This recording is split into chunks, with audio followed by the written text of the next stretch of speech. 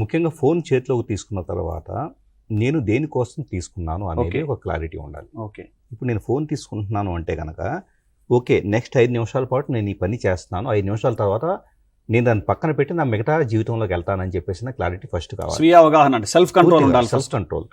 ఎందుకోసం తీసుకుంటున్నాం, క్లారిటీ లేకపోతే అసలు ఫోన్ చేతిలోకి తీసుకోవద్దు. ఓకే నేనేదో టైం పాస్ బోర్ కొడుతుంది సో ఊరికి ఫోన్ కాసేపు చూస్తా అంటే కనుక బోర్ ఎందుకు కొడుతుంది. ఓకే ఇక్కడ బోరు నిజంగా చెప్పాలంటే ఒక్క ఆస్పెక్ట్ నేను చూస్తాను అండి. బోర్ ఎందుకు కొడుతుంది, బోర్ కొడితే ఫోన్ తీసుకుంటున్నారు. బోర్ ఎందుకు కొడుతుంది, బోర్ ఎందుకు కొడుతుందంటే ఇప్పుడు ఫర్ ఎగ్జాంపుల్ మీరు అక్కడ ఉన్నారు, రోజు మనం కలుస్తూ ఉన్నాం, ఈ రోజు ఎందుకు మీరు నన్ను పలకరించాల సార్ నరేష్ గారు అంటే మీరు పలకపోతే నేను ఇక్కడికి వచ్చేసి కూర్చొని ఏంటి వాళ్ళు నరేష్ గారు పలకరించలేదు, సో ఏమై ఉంటుంది, నా గురించి ఏమైనా బ్యాడ్గా చెప్పారా అది ఇదని ఆలోచిస్తూ ఉన్నా. చిన్న ఎగ్జాంపుల్ ఆలోచిస్తూ ఉంటే నేను నా మైండ్ అనే ఒక కంప్యూటర్ ఒక టాస్క్ ఇచ్చాను.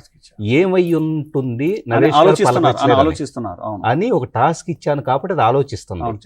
ఆలోచించినంతసేపు ఏమైందంటే గనక అది కోపమో ఎమోషనో నేను ఇగ్నోర్ చేయబడ్డానో ఒక భావనలో ఉంది. ఇగ్నోర్ చేయబడ్డాను మీ చేత.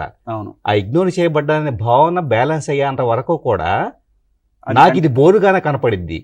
ఎందుకంటే ఆ బోర్గా కనపడుతుంది కాబట్టి నేను ఫోన్ తీసుకొని దీన్ని తప్పించుకోవడం కోసం ఫోన్లోకి వెళ్తున్నా. యాక్చువల్ గా బోర్ వస్తుందంటే ఫోన్ తీసుకునే బదులు ఆ బోర్ రాకుండా ఇంకో పనులు చేయండి, ఆటలు ఆడుకోండి, బయటకు వెళ్ళండి, చదవండి, రాయండి. ఒరిజినల్ రీజన్ అనే దాన్ని పక్కన పెట్టి లోపలికి నెట్టేసి తనంతట తానే అనుకొని తనంతట తానుగా మనసుకు సర్ది చెప్పుకొని బోర్ వస్తుంది కాబట్టి నేను ఇది చేస్తున్నాను. బోర్ రాకుండా ఎన్ని పనులు ఉంటాయండి, ఎన్ని మనం హాబీస్ చేసుకోవచ్చు, చదవచ్చు. చదవడం తగ్గిపోయిందండి.